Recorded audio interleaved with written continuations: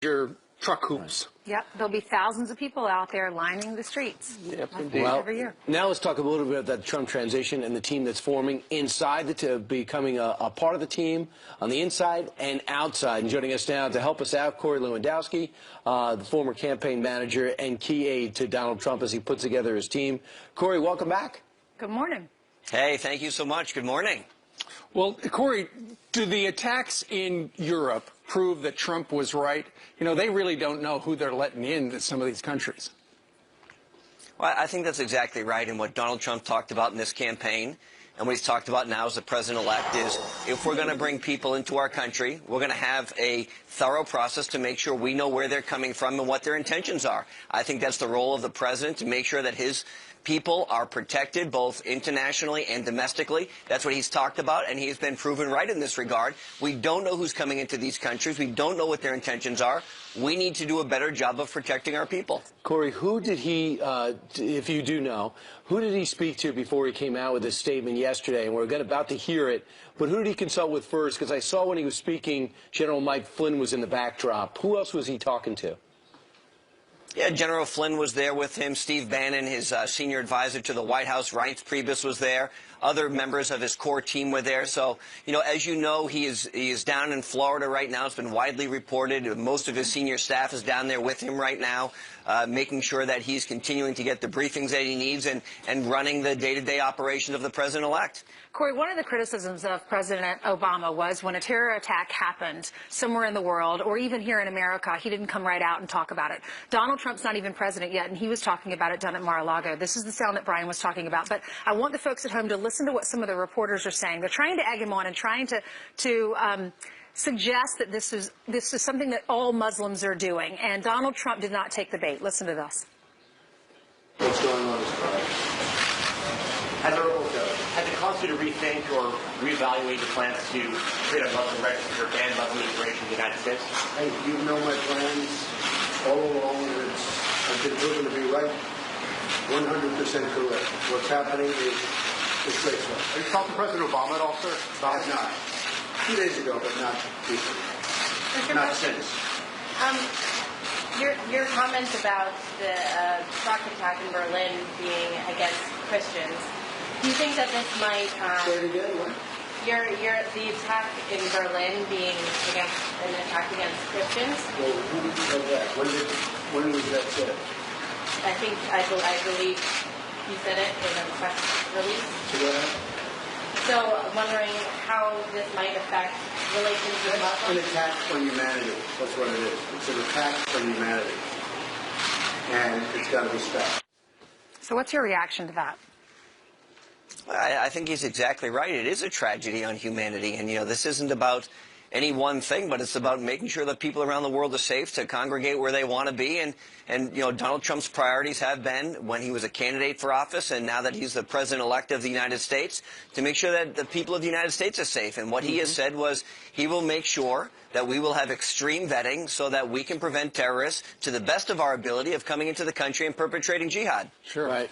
You know, yesterday Newt Gingrich came out and said one of the terms that Donald Trump really is known for is saying the term "drain the swamp." The crowd went wild when he said it in getting elected, and still says it today. He says that the word that Newt Gingrich got from inside the camp, which you would know, was that they don't want to use that term anymore, that he's not going to say it. And if you look at some of the left are saying they're looking at some of the people in his cabinet, and it doesn't reflect it. Where does drain the swamp stack up on things to adhere to in the Trump camp?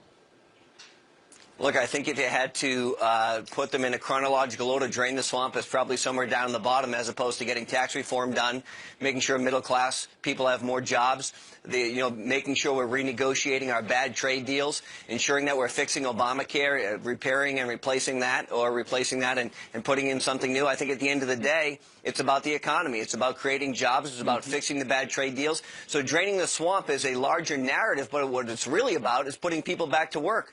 We cannot continue to have a 1% growth rate in this country and think we're going to be a global powerhouse anymore. We need to grow the economy. What Donald Trump is saying, and what you saw yesterday, was him meeting with the CEO of Boeing Corporation, saying we're not going to spend $4 billion on an airplane. And Boeing Corporation has come out and said, we agree with you. We can do it for less. He's not even the president yet, and he's already renegotiating our deals that were bad deals before he got into office. That's what the people elected him to do. That's what he's going to do. I don't think people knew he was going to take such meticulous personal attention to particular deals. And in this case, you know, people sitting out there, whether it's the Boeing deal or the Carrier deal, they go, yeah, hope he keeps doing that. Now, Corey, you're up in New Hampshire right now, where you're from, where your family is, to celebrate your Christmas. But I understand in a couple of weeks, maybe a couple of days after Christmas, you are moving down to Washington, and you're opening up a new business, a consulting firm. I was reading some of the mainstream media today. They're making the case you're becoming part of the swamp. Well, you know, I love the mainstream media. They've been so good to me this election cycle. Why would they want to get it right for the first time? Right. Look, it's amazing, right? Tell us about your consulting firm. You know, if I open a small business, I'm a bad guy. If I go inside the administration, I'm a bad guy. If I'm unemployed, I'm a statistic. So, you know, you can't win with the mainstream media sometimes. You know what it's about? I think there's a giant malaise inside the federal government. A number of businesses don't know who to talk to get an answer. And what Donald Trump says he's going to do is he's going to streamline the government. He's going to reduce the size of government. He's going to reduce the burden on small businesses. And if I can be helpful in some regard of doing two things. One, making sure his agenda moves forward. And if that means from the outside and coordinating activities so that his agenda of tax cuts and small business tax breaks moves forward through Congress, I want to be part of that in any way I can.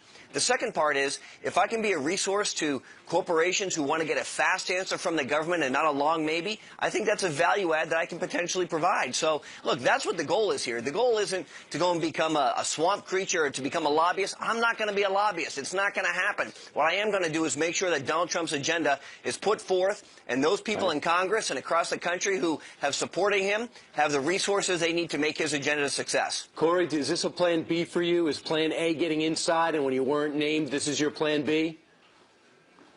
No, look, as you guys know, I have a great relationship with the President-elect Trump, and it's been a privilege to be part of his team for a long time.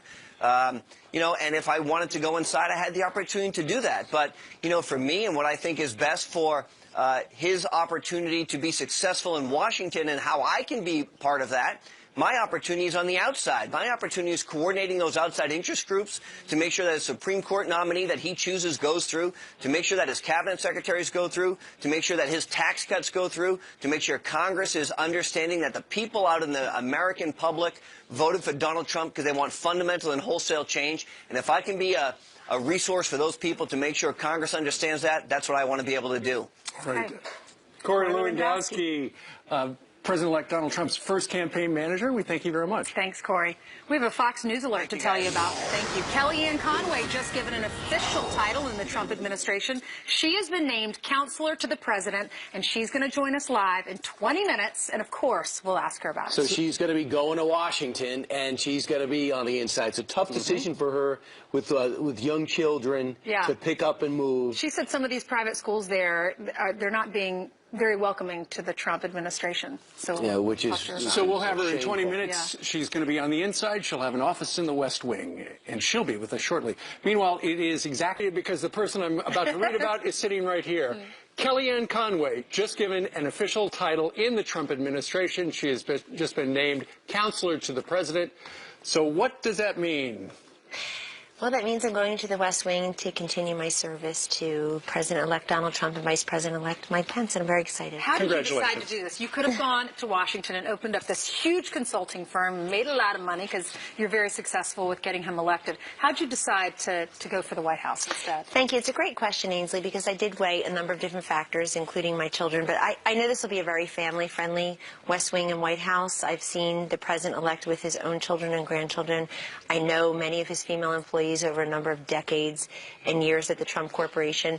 So I'm fine on that score. And I think that when you have this opportunity, it's an honor, certainly, but it's also very humbling, the gravity and the responsibility of serving at a senior level for the President of the United States. It's difficult to pass that up. And I know I've got his ear and his trust. I think those are the two main criteria. And I very much respect the rest of the senior team that you've seen in action already. If we were to picture what your job would be like, who has served at the White House in the position that you're going to be holding? The actual title has been held by someone like Karen Hughes to George W. Bush. This was the title that Ed Meese had with Ronald Reagan. But I think everybody just fits into their titles and their roles the way that particular president and that senior team sees most appropriate and most helpful. What about and that, of course, is what I'll do here. I mean, you've got Steve Bannon and Reince Priebus and hopefully Jared Kushner, Gary Cohn. You've got folks very close to the president already president-elect already who have been doing unbelievable things during this transition. So I'm there to support them. What about your little ones? They're excited. You know, Ainsley, when you're a pollster and you have 75% agreement on anything, you're really excited. When you're a mother, 100% agreement would be fantastic. But so you didn't get it. Are you getting that? I'm getting there. Well, I have a holdout. One of the ones, my 12-year-old daughter, who reminds me a lot of me, and she started an online petition on Keep the Conway Kids from Moving to Washington. So she's got a little bit of yes, it is. Conway Kids from moving to Yes, Washington? and she has over 200 some signatures. Her twin brother reminded me the other night at dinner. We went to see Hamilton, then we went to dinner, and he said, sure, you have over 200 signatures, but one is your friend Maya's dog, so it doesn't count. Right. But I appreciate her moxie. I think she'll love being there, but we'll figure that out as She'll a still family. keep her friends here. Sure. Hold on, you went to Hamilton. How did they treat you? Oh, it was, look, real America is here right now. That's right. So I was treated very nicely. I obliged the selfie seekers, and we just tried to slip in and out. You know, congratulations on the new Thank job. You are, you know, you're historic because you were the first woman to get a guy, anybody, elected president of the United States. If you were a Democrat, you'd be on the cover of all the magazines. You would be a hero. They'd be talking about the legendary Kellyanne Conway. And yet, because you're a Republican, you got the job done, and many laud you. But at the same time, is there disappointment that there's such a double standard? Well, I think there'd be disappointment. There's a double standard. I feel like on the Trump team we are treated differently, but I don't want him treated differently. Right. My main thing is not about glory for me. I've had plenty of it. The thing for me is that Donald Trump and Mike Pence be treated the way presidents and vice presidents are treated, that you get people to come along and realize that this is a country that we share. I know it's a divided country, but he won, and that's the thing that I would wish for more than anything else. The prestige, the glory, we all feel a piece of it. I get a ton of credit for what was an amazing team, a tight, small, scrappy, entrepreneurial You won. team. You ran the team that won. And it's just amazing. But there's no substitute for a quality candidate, Steve. I really believe that. Hillary Clinton found that out. We found that out with Donald Trump, certainly. There's no substitute for a quality candidate. He's a master connector, master communicator. It made all the difference. And I know you say you're probably not going to be doing as much media when you're in the White House, at least originally, as we're used to having access, but we'll see how that goes. You never know, because we don't see much of Valerie Jarrett, yet we know she has huge influence, and that's the person who's been working with you most. Can we talk about actual issues? One of which is the terror, which is not going away, the Orlando, San Bernardino. No one has to remind you of that. Then we see Berlin, and we remember Nice. And this is what we constantly hear. We know how Donald Trump feels about terror needs to be addressed. We don't know what his policies are. How is he going to attack this insidious disease, this cancer within so many Western cultures, which is the Salafist Muslim extremists? What's the policy? So if you even go on our website right now, what he said this summer is still there because it's still his vision in this regard. Let me just highlight it for you, Brian. First of all, Donald Trump has made very clear that we need better vetting policies in these countries that train, harbor, and export terrorists.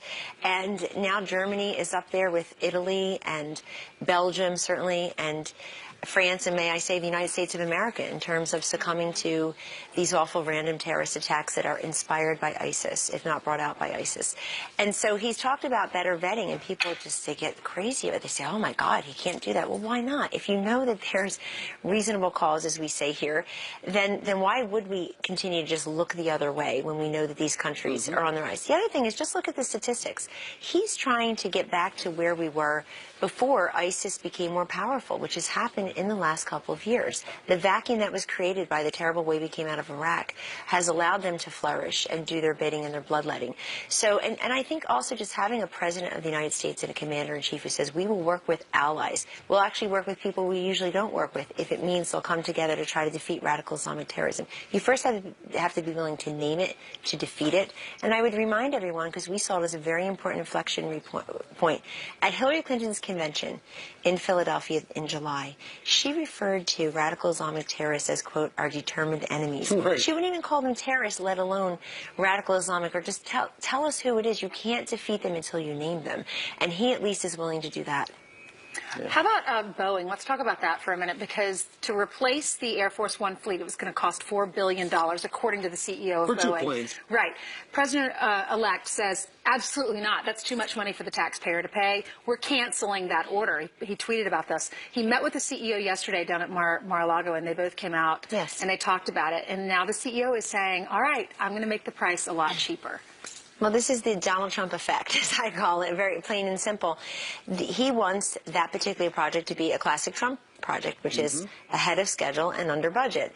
And in this regard, I've talked to him about it privately. He's talked about it publicly, and it's the same. He just says, look, we want people to make money. We want them to earn what's fair, and we certainly want a quality product, but does it need to cost this? That's what every president and his team should be asking on behalf of the taxpayers.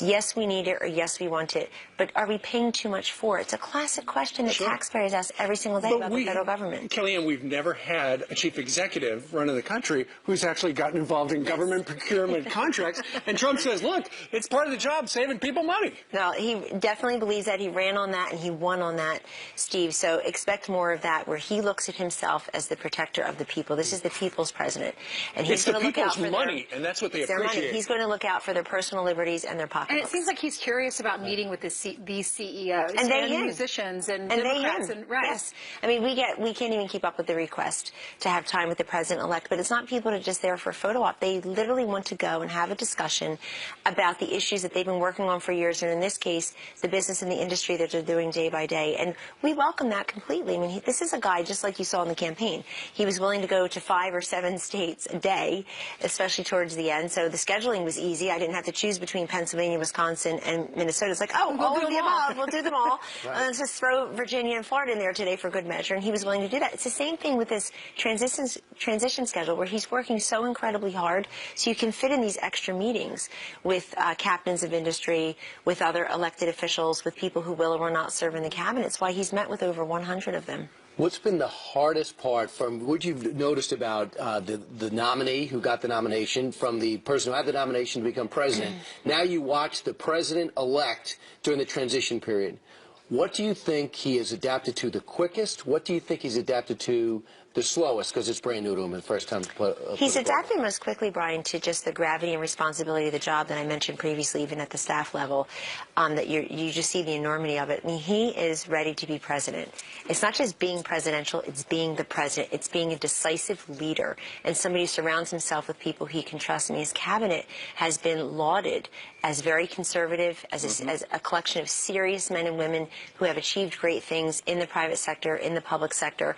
And he also, I think, adapting to these intelligence briefings where he's the one receiving them. He's the one receiving the PDB, the Presidential Daily Briefing. That refers to a specific product. He got it yesterday. And, of course, he gets that. He got it yesterday, as we all know.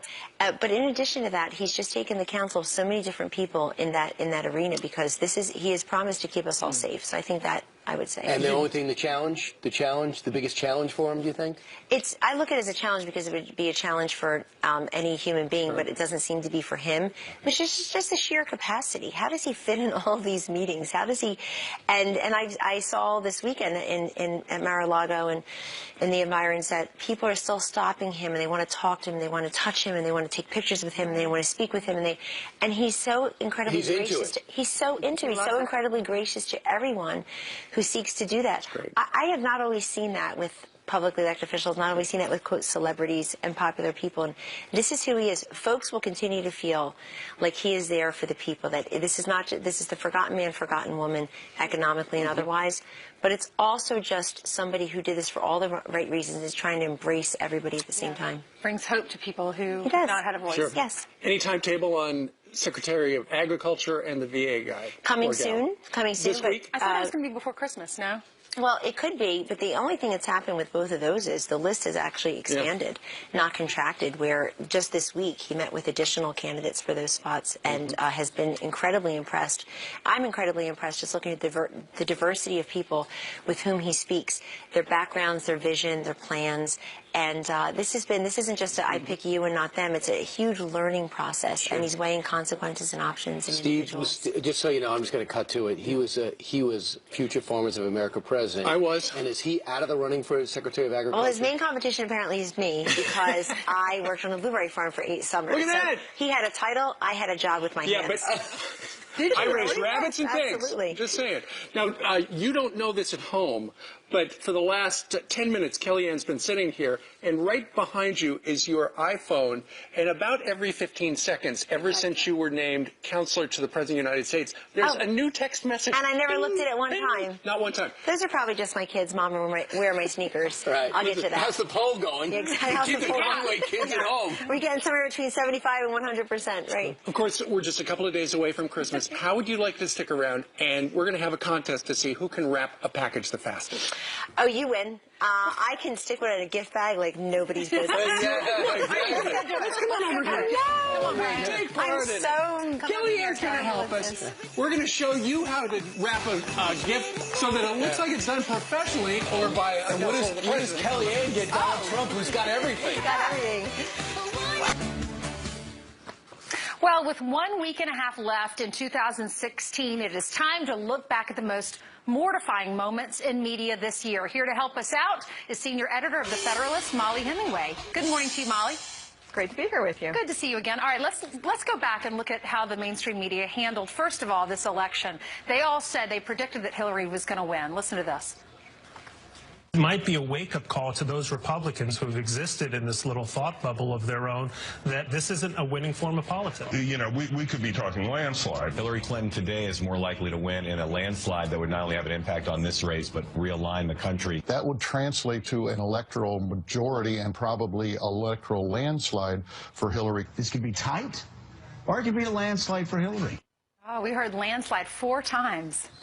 This was so much worse than Dewey defeats Truman, that headline that people always point to showing how media get things wrong. This was the entire election, months of the media shouting at us that Hillary Clinton was going to win. And in that cacophony of voices, they never listened to what American people actually had to say. It was a huge embarrassment to the media. Remember this one? Remember Samantha Bee, the comedian and TV host? She was reacting to the election results saying Trump won because of white people. Listen to this.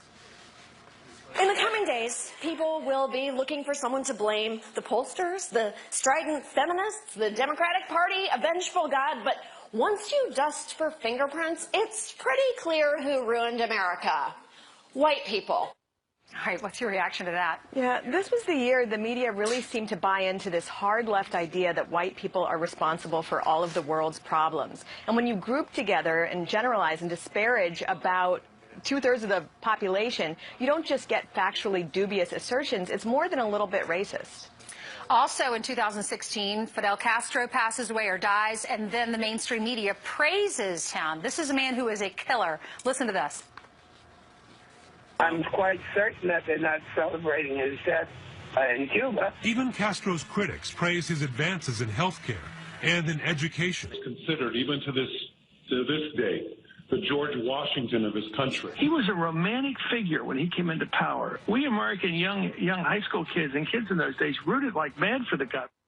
Molly, what's your reaction? Yeah, you had not just the media, but many political leaders, Canadian Prime Minister Justin Trudeau, Jesse Jackson, even the White House's own statement, treating Fidel Castro like he was good to his people. And what that shows us is that Western media has largely adopted communist propaganda to explain Fidel Castro and his treatment of the people, rather than tens of thousands of eyewitness accounts about how Fidel Castro is a homicidal tyrant. And that's really unforgivable. All right, Molly, remember this, the Orlando shooting. Remember when the mainstream media refused to call it terror? Listen.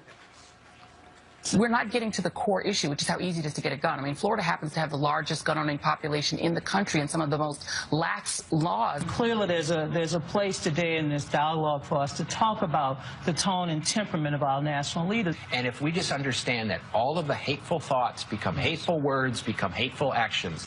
Molly? Yeah, ISIS is committing terror attacks on domestic soil, and our media are spinning it as some referendum on Second Amendment rights. That's fake news. All right, Molly Hemingway, thank you so much. Good to see you. Arrived apparently 2 days after the attack.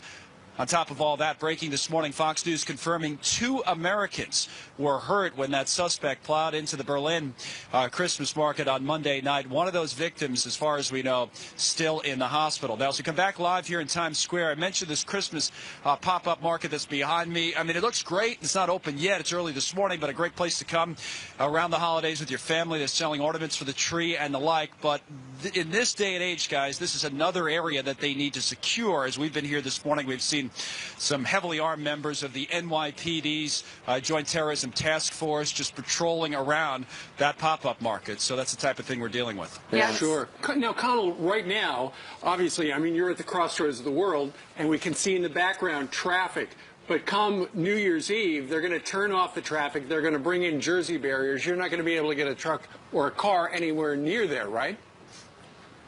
Exactly right, and that's one of the new twists this year. It's always tough to get in here, Steve. You know, I mean, they are always checking people's bags, and you can't get in and out after a certain time on New Year's Eve. But because of what we've seen overseas, certainly in Berlin and before that in Nice, there's an added concern about cars and trucks, and that'll be something they're paying very, very close attention to this year. Absolutely, and we just know too that you can still have these terrorists dropping bombs, like we saw about a month or two ago on 23rd and 27th Street, and we caught him in New Jersey. Thanks, Connell. Appreciate it. Thank you. It's so bizarre to see like Christmas markets here in New York, and then you see police officers standing outside of them where you see with machine guns and people inside shopping for Christmas presents. As you'll see tomorrow with Cardinal Dolan, he said one of the saddest things that really bothers him, but he understands it, is when he gives Christmas Mass, there's a SWAT team inside St. Patrick's. Oh, yeah. Actually, you were in St. Patrick's with the Cardinal yesterday, and you talked a little bit, you asked him a little bit about what was happening over there. Did, and I asked him about, you can't just talk about Christmas, the Christmas season, and giving gifts. I talked to him about Christians, and they are under attack, and, should leaders like yourself be saying more, and the Pope. And do you want to hear what he had to say? We're going to hear right now.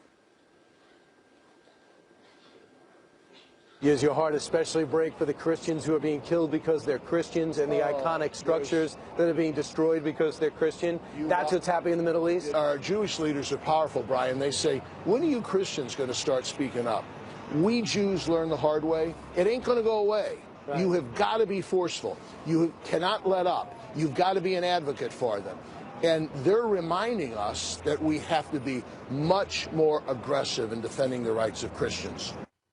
And he's absolutely right about that. Your entire celebrity stroll with the Cardinal is going to be on our program. Inside and out. At St. Patrick's, I never got a tour like I got there. There's a place behind the altar that I never thought we could go, but that's where we had to find the Cardinal. So tomorrow we'll have the whole, you'll give us the tour inside, right? And walking on the street with the Cardinal, the most popular man in New York. Well, he made a good point. He said we have to be more aggressive on this, and that's why people went to the polls to vote for Donald Trump, because the economy and national security were the two big issues for our voters.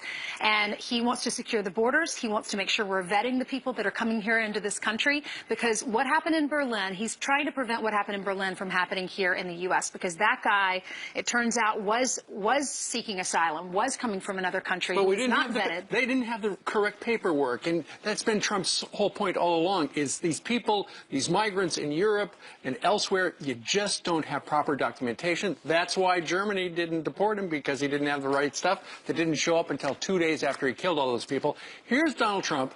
He met the press, a skeptical press, who obviously trying to pin him down in that Muslim registry and whatnot, as you're about to hear, on the steps of Mar-a-Lago yesterday afternoon. What's going on is right. Has it caused you to rethink or reevaluate your plans to create a Muslim register or ban Muslim immigration in the United States? Hey, you know my plans all along, and I've been proven to be right. 100% correct. What's happening is disgraceful. Have you talked to President Obama at all, sir? Not. 2 days ago, but not recently. Not since. Your comment about the truck attack in Berlin being against Christians, do you think that this might... Say it again, what? The attack in Berlin being an attack against Christians? Well, who said that? When was that said? I believe you said it in a press release. Yeah. So I'm wondering how this might affect relations with Muslims. It's an attack on humanity. That's what it is. It's an attack on humanity. And it's got to be stopped. Now I know why Karl Rove said last night it was refreshing to see Donald Trump address it quickly and concisely, exactly what's going on. That's what George W. Bush did. And if you want to know how successful it was in uniting the country, some on the other side accused him of ginning up threats that weren't there because his ratings would go up and the country would rally around him. We had for 8 years a president had a different philosophy. You may like it. They said, no big deal, we'll handle it, we'll do the investigation. It's more dangerous to drive your car or walk on the sidewalk. Don't overreact. We have this thing under control. And I think Donald Trump gives you the sense that, if something happens, at least I'm doing everything I can to make sure it doesn't. Yeah, that was back in the day when you could go into Times Square and you'd have to worry about a bomb. I am not the type of person that's an alarmist by any stretch of the imagination. Now when I go to a sporting event or I go into Times Square on New Year's Eve, I'm thinking about that. Times have changed, and we do have to get aggressive on this. You mean because we had a Times Square bomber? Yeah, exactly. Well, exactly. No, because there are people who want to kill us. And it is refreshing that Donald Trump, when it's Islamic terror, he labels it as such. That's why he won. And at least he's talking. President Obama hasn't even said anything about the Berlin attack. This guy's not even in office yet, and he's talking about it. Keep in mind, when he was running against Mitt Romney, he said, look, you don't have to worry about terror. I got it licked. And then, of course, the Benghazi thing happened, and they completely spun that thing, and it was terror. Anyway, Trump won, and one of the reasons he did win is the fact that he said he's going to keep us safe. Somebody who was at his side the whole time, at the back half of the campaign, was Kellyanne Conway, who in the last hour was named counselor to the President of the United States. We just had her here on the couch. What's she going to do? Listen. Well, that means I'm going to the West Wing to continue my service to President-elect Donald Trump and Vice President-elect Mike Pence, and I'm very excited. I think that when you have this opportunity, it's an honor, certainly, but it's also very humbling, the gravity and the responsibility of serving at a senior level for the President of the United States. It's difficult to pass that up, and I know I've got his ear and his trust. I think those are the two main criteria, and I very much respect the rest of the senior team that you've seen in action already. She knows him. She also knows messaging, and she also understands, puts her ear to the ground to find out what the people think because of Kelly polls and what she's done. I'll add this. I remember when Karen Hughes was so valuable to George W. Bush when he was governor, and then became president. After a real short time, she says, I have to spend some time with my family. She left. A lot of people think the messaging and communications never recovered. That's the role that she'll be playing, and that's why, with her not being in the White House, maybe Donald Trump would have really suffered. Yeah, we have to remember, when she came on board, his campaign turned around. I think she brought a softer, I guess, feeling or edge to the campaign. She's focused on his strengths. That's right. We asked her on the Kirby Couch just a little while ago what her kids think, and she said one of her twins, she has a twin son and a twin daughter, and they're 11 or 12. The daughter has a petition online and is getting all of her friends to sign it. Keep the Conway kids here in New Jersey.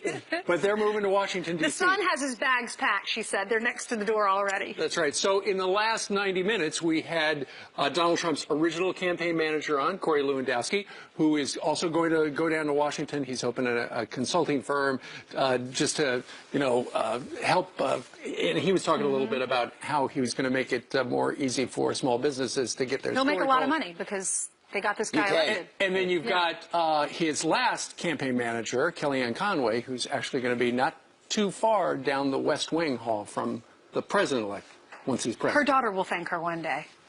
Absolutely. It's hard not to. You can't turn that up. Meanwhile, Jackie Ibanez has been following the market terrorist, a Tunisian man in his 20s, still on the run. This is a suspect. And despite no arrest, the global refugee crisis has the world on edge. Meanwhile, here at home, as refugee resettlement hits a record high, Wisconsin Governor Scott Walker appeals to the president in a letter saying, we would like our state to have a broader role in determining how many refugees and from which countries until we are comfortable with the vetting process that is being utilized to screen these individuals. But will Donald Trump be able to make this happen? Here to weigh in is the Texas Attorney General, Ken Paxton, joining us today from the beautiful city of Dallas. Good morning to you, Mr. Attorney General. Good morning. Good morning to you. Thanks for having me on. Okay, so the way it works is the federal government just pretty much puts them wherever they want to without talking to the states, right? That's absolutely true. We actually in Texas sued the federal government trying to stop it. We were unsuccessful because federal law controls this issue, and now We've been stuck in this program with no control over who's coming to our state, and we don't know anything about them as they come. That's right. Now, Mr. Attorney General, of course, the President of the United States made it very clear he would like to have 110,000 refugees come into the country in this current year, and he's actually a little ahead of that. I think it's it's just a little north of 110,000. What is your biggest worry about some of these refugees?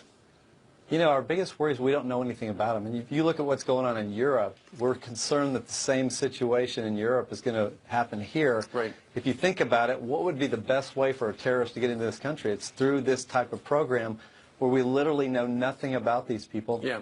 And James Comey admitted when he testified in front of Congress that we can query our databases until the cows come home, and yet we don't know anything about these people because they're not in our databases. That's right. We had yesterday on the program Dr. James Mitchell talking about Khalid Sheikh Mohammed. What he said is the easiest way to take over the world. Listen to this.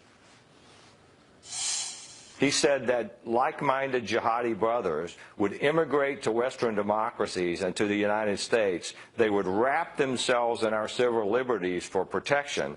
They would support themselves in our welfare systems while they spread their jihadi message. And then, when the time was right, they would rise up and attack. Well, that's all scary stuff, and to your point, you don't have any idea who these people are. But the other thing, Mr. Attorney General, is the fact that when the federal government drops these refugees in different states, for instance, Texas, who's on the hook for paying a lot of the social services bills? The state of Texas and the taxpayers there. That's absolutely true. Obviously, we're on the hook. This is one of the reasons that our governor is we're pulling out of the refugee program as of the end of January. Unfortunately, that doesn't stop these people from coming in, but we don't want to put our stamp of approval on a program that we feel like puts our citizens at great risk. Do you think Donald Trump's going to fix this problem? You know what? I really do. I'm encouraged. I'm hopeful.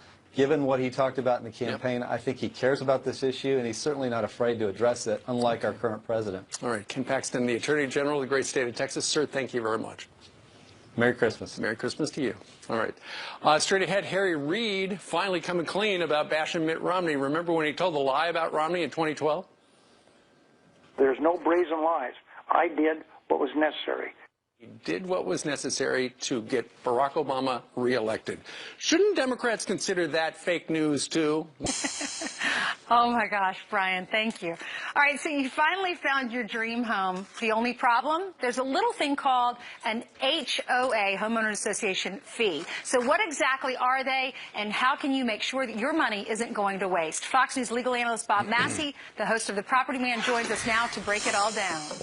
Hey, I'm sorry, I'm distracted because Brian's trying to get in my shot. Brian, do you want to take over here? I need to get my folder. You needed this folder. Sorry, Bob. Yeah. All right, Bob, Geez, we've gotten a lot of questions from folks at home that want to know more about the Homeowners Association.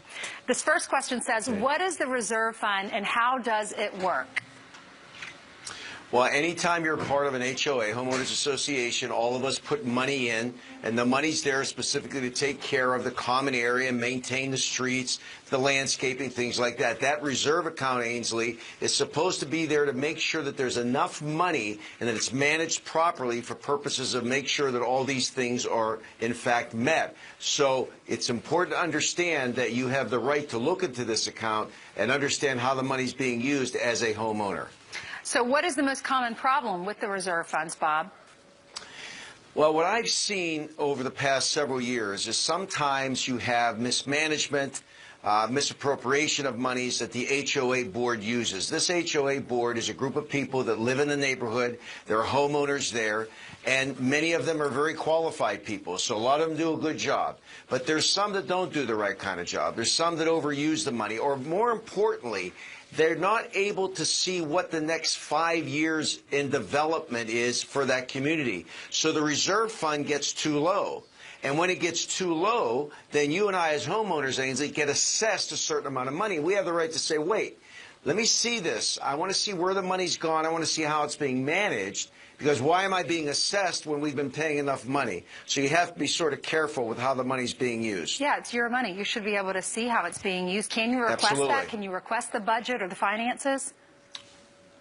Before you buy into any development, You have the right to get the information, these, what we call the CC&Rs, the covenants, conditions, and restrictions, the bylaws of the community. You're allowed to ask for the budget, the financials, because you want to know, number one, is there any construction defect cases that are pending? Are there any assessments that are going to be made? Are they a solvent community? These are questions that you and I, as prospective homeowners and homeowners that are there, have the right to ask that board or management company. Most boards have management companies. You have the right to get that information before you buy. So be proactive as a homeowner. Have the right to ask questions. Do it in a very civil fashion. You don't have to become acrimonious, but you have the right to say, if I'm putting my money in, is it being used correctly? Good information. All right. Thanks so much, Bob. Great to see you. Merry Christmas, and thanks for sending gifts to all of us. Merry Christmas, Ainsley. God bless you and to all the family. Thank you. Thank you, Bob. You can catch The Property Man, I should say, on Saturdays and Sundays. It comes on at 3 o'clock Eastern Time, right here on the Fox News Channel. How long is that thing they're writing at the other end? Right. And then they stop writing, and you never get a message. Right. Who are you talking to specifically? Is it?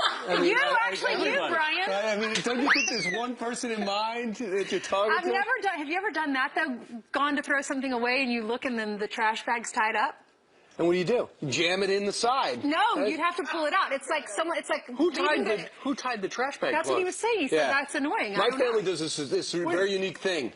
They will leave the garbage by the door, and nobody brings it to the pail except me, because I guess I'm the man. Because you're the man. That's the message. Yeah, the garbage is right there. Right. Take it out. Take it out. What That's about, what what about the toilet paper or the paper towels? Do you leave the cardboard? No. If there's no toilet paper, use another bathroom.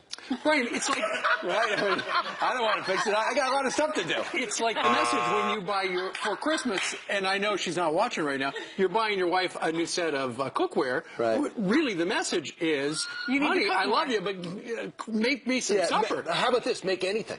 I did it again. How dare you do that? Why do you do that all the time? Oh, man. You know. Yeah, if you're a man and you're listening, do not buy pots, pans, do not buy a vacuum cleaner, do not buy a blender, no exercise do equipment. not buy anything with an electrical plug-in on it. Buy something with diamonds. Okay, there you go. Right. Because they're forever. You know what women want? They want drones. Get them a drone.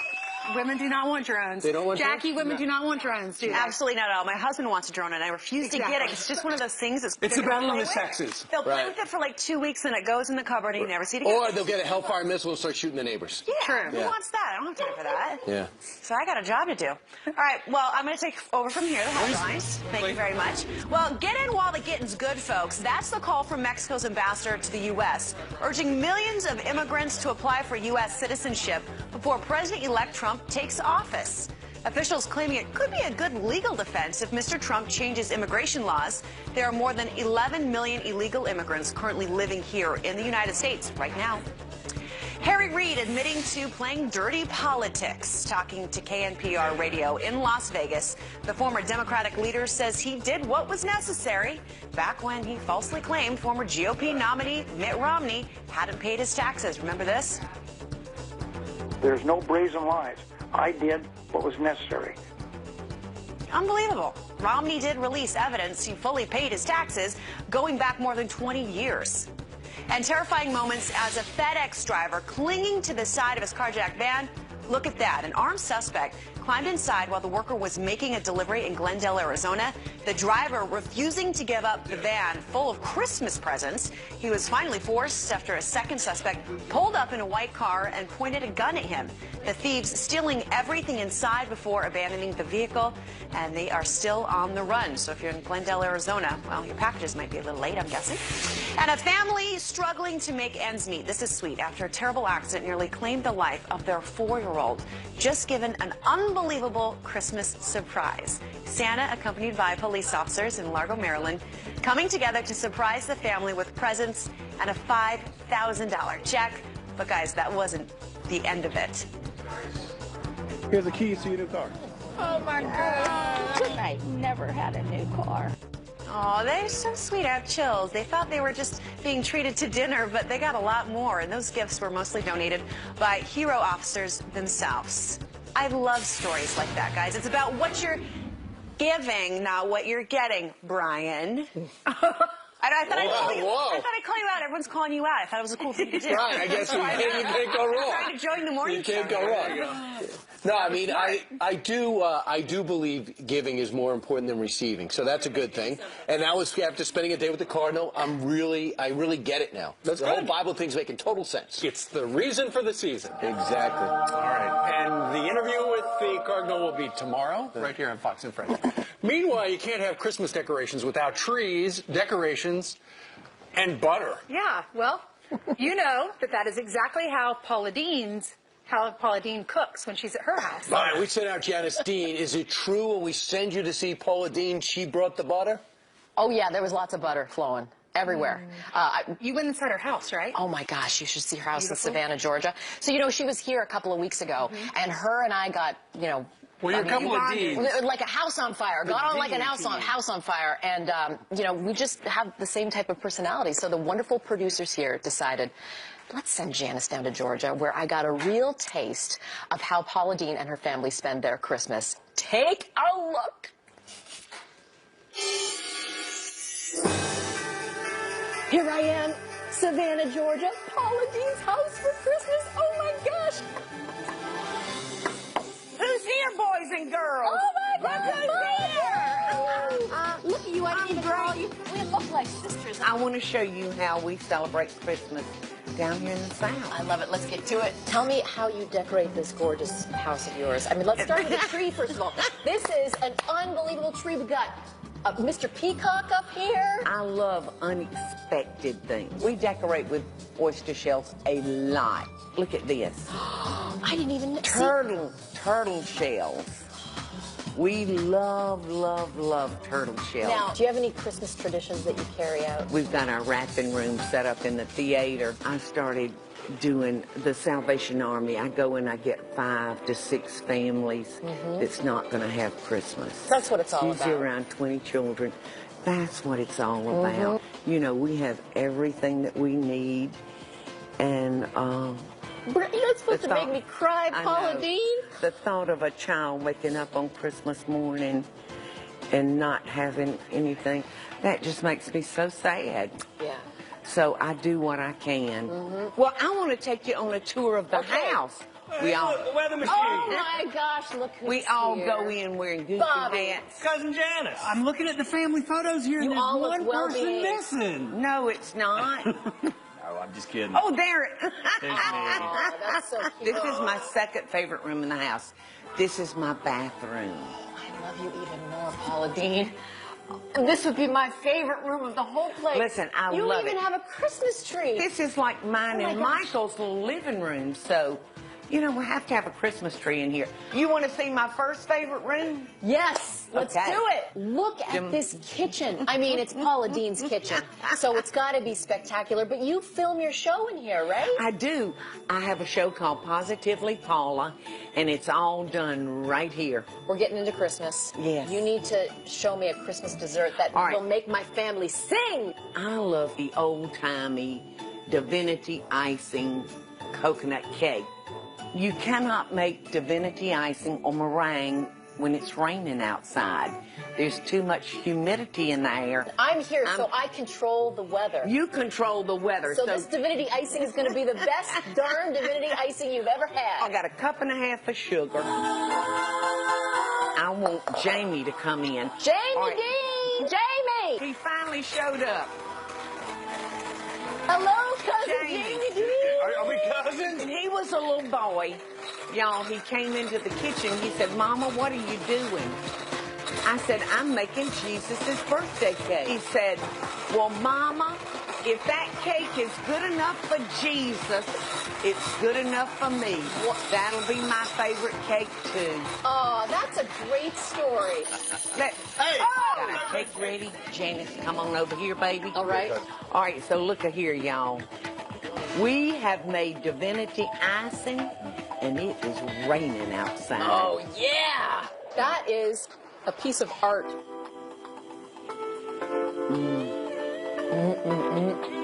That's what heaven tastes like, right there. That is one good piece of cake. Welcome to the family, cousin. Oh my gosh, I'm part of Paula Dean's family. It's official, Fox and Friends. Janice Dean, he just called you cousin. Are you related to She Paula thinks Dean? somehow we are. It has to do with stealing of horses or dogs back in the day. Yeah, Why and wouldn't it? somebody had D-E-E-N and I had D-E-A-N. So yes, I believe we are sister cousins from another family. cousins. You're on the Dean's list. And you can find Paula's recipe for the icing and the cake on foxandfriends.com. How about that bathroom? Oh, I could live in that me bathroom. too. A fireplace. She has the place for the Christmas tree. She has couches. Wow. I mean, I could have camped out for weeks. In the bathtub, right in the middle of it all. Bathtub right in the middle. I would have taken a bath there if they asked me to. All right, on that That note. was great. It was great to see where she lived. I love her, and she actually invited my whole family there, so that's where we're going for Christmas. I don't blame you. Nice. Just camp out in the bathroom. That's right. Many could. All right, thank you, Thanks, JD. Thanks for letting me do it. That's great. Fun. All right, President Obama once bragged about using his pen and his phone, so does he think President-elect Trump should follow his example? Going through the legislative process is always better, in part because it's harder to undo. Do as I say, but not as I do. Judge Alex rules on that next. And this time last year, we heard from our office these amazing voices outside the Fox and Friends studio. Last-ditch effort to the president, by the president, to save his legacy. Here to weigh in is former Dade County Circuit Judge Alex Ferreira. Judge Alex, what's he doing there? Probably that. I mean, a lot of things that you remember, he said he wasn't getting cooperation from Congress, and he had a phone and a pen, and he did a lot of things that he knew could be undone. But I think he felt pretty confident that Hillary was going to win, and it was not going to be undone. But you know, things didn't work out the way he expected. And he is right. It's much better to do things by legislation. The irony, I mean, the rich irony, is that right after he gave that advice and said, "Don't do this by executive order," he went and signed another executive order banning oil drilling in the Arctic Circle, which whether you agree or disagree with that order, it's still kind of ironic to give that advice and run out and sign another one. And Right. one that he's trying to make permanent. Number one, a guy that likes to come in and has to be told to reel it back as the CEO of the Trump company. He's used to making all the decisions. So to tell him not to use executive orders is to be deaf, dumb, and blind for the last 8 years. But this permanent drilling ban that he just passed in the Arctic and in portions of the Atlantic, he believes is tied to some 1953 legislation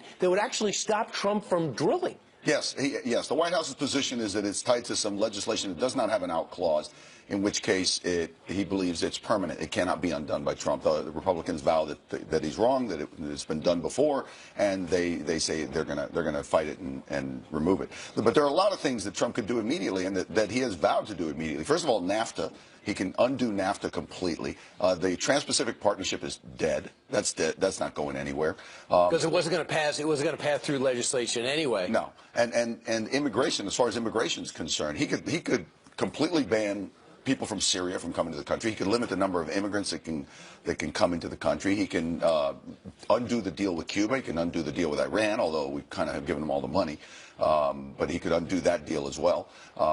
You know, there are executive orders relating to schools and transgender students and things like that were very contentious. He could undo that. There's a lot of things. With the threat of losing the Senate, they've already lost the Senate, but if they get over 60, he does whatever he wants. He might as well have executive orders if he gets his party to go in line.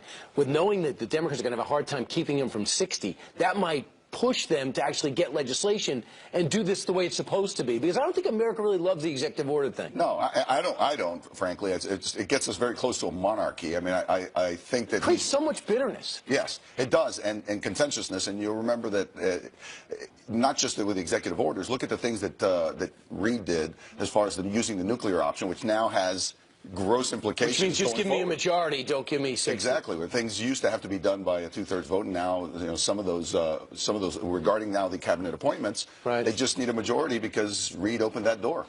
Judge, it's just unbelievable that he would actually say that for his advice and of all the things. Do it. All right, Judge, thanks so much. Always great to see you in person. Great to see you too. You're welcome.